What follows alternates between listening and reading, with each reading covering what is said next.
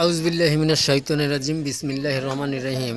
সকলের প্রতি আমার সালাম, আসসালামু আলাইকুম। আমি মোহাম্মদ আশরাফুল ইসলাম চিনু আবারও নিত্যদিনের ভাব একটা ভিডিও নিয়ে চলে আসলাম।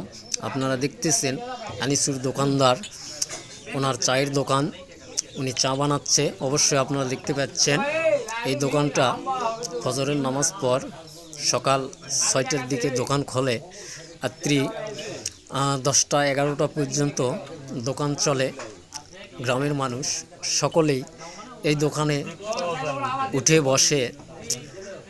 দোকানে বিভিন্ন ধরনের জিনিস আছে, সিঙ্গারা, বিস্কিট এবং মুড়ি মাখা থেকে শুরু করে A to Z সব কিছু পাওয়া যায়। মানুষ এখানে বসে সব কিছু খায়। গ্রামের মানুষ যাওয়ার কোনো জায়গা নেই, গ্রামগঞ্জ এলাকা সবাই এই চা স্টলে বসে। এখানকার চা যদি একবার খাও, দ্বিতীয়বার আবারও খাবার মনে চাবে।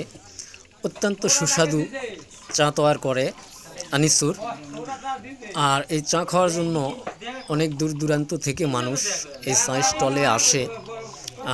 আমরাও এখানে বসি। আপনারা দেখতেছেন এই দোকানে ফ্রিজ আছে, ফ্রিজের থেকে শুরু করে ঠান্ডা এবং বিভিন্ন ধরনের জিনিস এখানে পাওয়া যায়।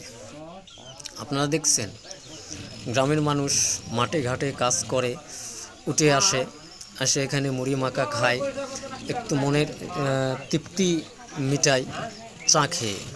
যদি আপনাদের চা খাওয়ার ইচ্ছা হয়, কোনো কিছু যদি মুড়ি মাখা খাওয়ার যদি ইচ্ছা হয়, তাহলে ফার্নিন্দয়ে আনিসুরের চায়ের দোকানে চলে আসবেন। আপনারা সকল কিছু খেতে পারবেন তৃপ্তি মিটে। আপনারা দেখছেন গ্রামের কিছু মুরব্বী লোক এখনও চা স্টলে বসে আছে।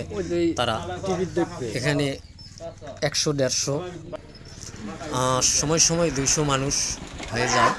এই যে দেখতেছেন সিঙ্গারা, মিষ্টি, আরও মিষ্টি ধরনের জিনিস অনেক কিছু, রুটি সবই পাওয়া যায়, পান থেকে শুরু করে।